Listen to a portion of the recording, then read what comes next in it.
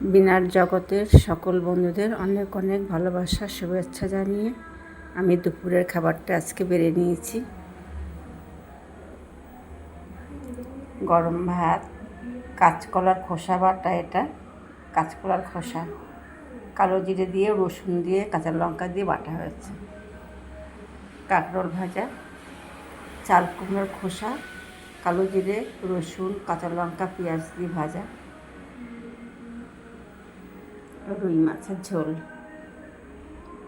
মাছের ডিম, আলু আর রুই মাছ দিয়ে আলু দিয়ে ঝোল করা হয়েছে।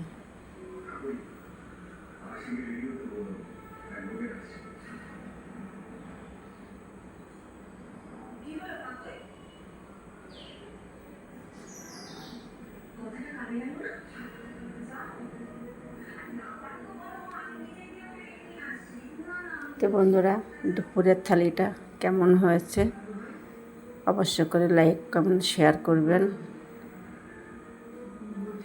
কাঁচা কলার খোসা বাটা অনেক দিন পর করা হয়েছে, অনেক দিন পর আজকে খাচ্ছি।